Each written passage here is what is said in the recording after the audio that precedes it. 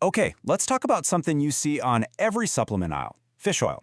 The big promise is that it can help with chronic pain. But is that actually true? Does the science back it up?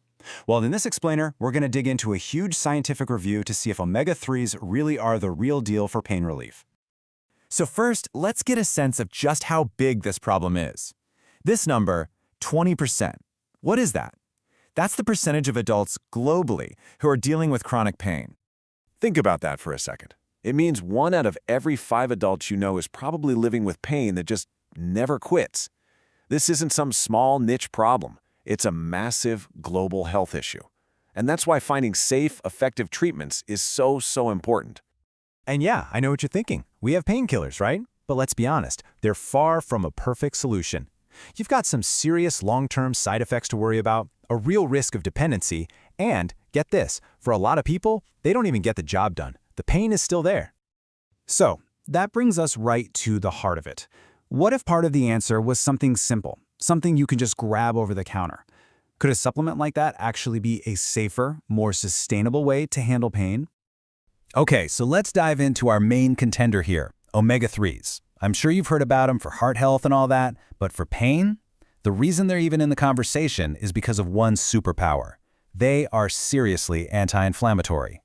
But what even are they? Well, omega-3s are what we call essential fats. Essential just means our bodies can't make them from scratch, so we have to get them from food or, supplements. The two big ones you always hear about are EPA and DHA, and their whole claim to fame is that they help keep our body's inflammation and immune system in check. And this is where it gets really cool. See, most anti-inflammatory drugs, they just kind of block the inflammation process. They put up a wall.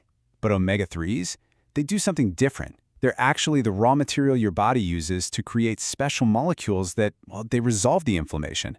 It's like instead of just blocking the fire alarm, they send in a crew to actually put out the fire.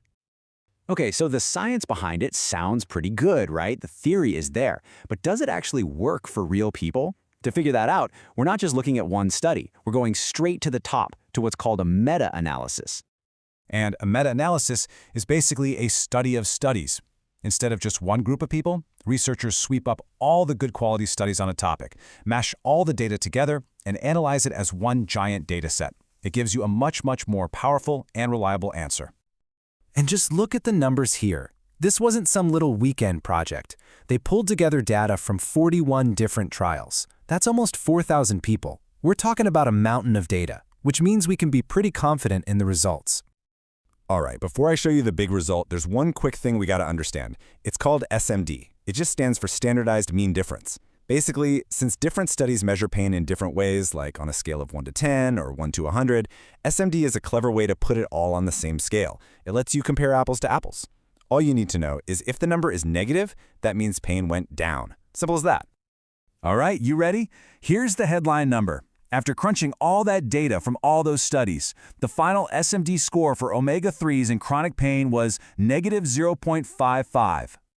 So, what in the world does negative 0.55 mean for you and me?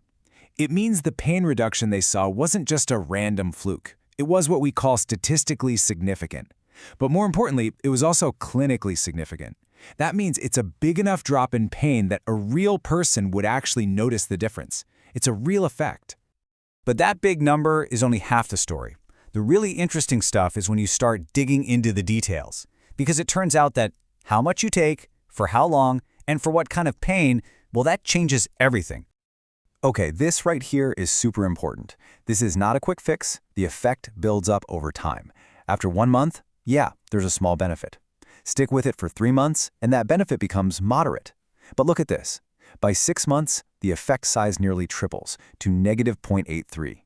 That is a huge reduction in pain. So, the takeaway? You gotta be patient. Now check this out, because this one is kind of weird. You'd think with supplements, more is always better, right? Nope, not here. The study actually found that lower doses, we're talking about 1.35 grams a day or less, worked better than the higher doses. So it's not about chugging fish oil. There seems to be a sweet spot, and it's a pretty moderate dose. And this is another key piece of the puzzle. Omega-3s didn't work for everything. They're not a magic pill for all pain.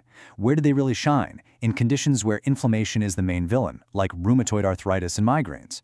But for something like osteoarthritis, which is more about wear and tear, they didn't see a significant benefit. So it's all about matching the tool to the right job. Okay, so let's pull all this together. What's the final verdict? What does all this data really mean for anyone out there trying to manage chronic pain?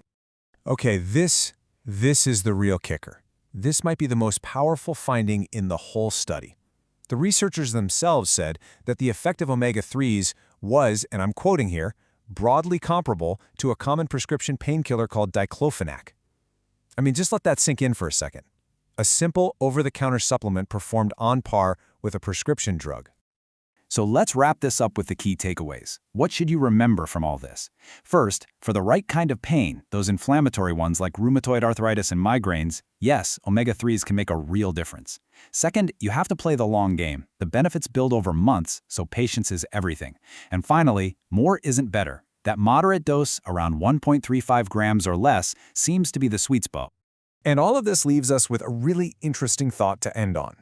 As we get better and better at understanding exactly what works for which condition, are we heading towards a new way of treating chronic pain? A future where it's less about just grabbing a generic pill and more about a personalized plan based on nutrition. You know, this research really makes it seem like that future isn't so far away.